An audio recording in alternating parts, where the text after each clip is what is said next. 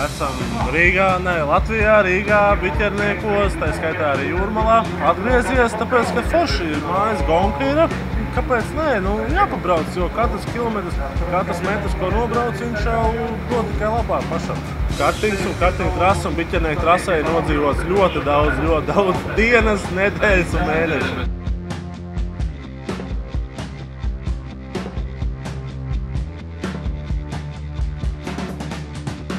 Gājām praktiski uz pilnu bankā parasti un sanāca, ir savs 13 sekundes priekšā otrajā vietā absolūtā vērtējumā, ir izpildīts tas, kas bija plānā. Bijām ātri, nobraucām kartinga trasa lielo šosejas apli ātri.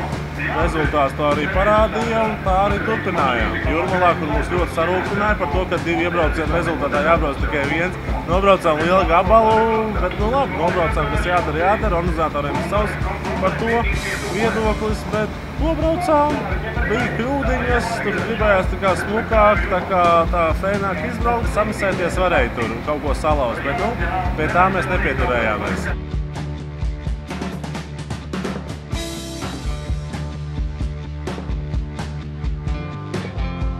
Mums finiša fāze bija gaismā. Tas bija no organizatoru viedokļa, to, ka mums ielika sākumā startēja. Kā pirmos, nezinu kāpēc, tas ir viņa lēmums. Pārējiem, pa tumsu mums bija priekšrocības, mēs braucām pa gaismu, kad mēs aizējām visas riepas un savu veidu bonus tas bija. Ko rezultātu rādi ieraudzījām, un beigās jau bija tie iebraucieni, tas garā visu dienu un kaut kā sapratām, tā atstāja bija tik liela, kad paļāvāmies uz to, ka nevajadzēja būt, kad šausmīgi kāds pienāca klāt, jo mums bija starpība 17 sekundes.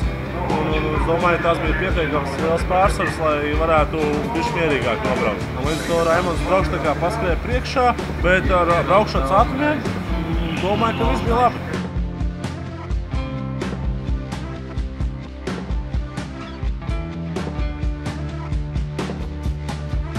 Gandarījums ir, protams, kāpēc ir puses sacensības, ir arī uzvara, ir nobraukts, ir ar stūrmām viss bija kārtībā, forši diena izdevusies. Esam augstākā goda piedestālē, absolūtā vērtējumā un arī vienīgie uzvarētāji savā klasē.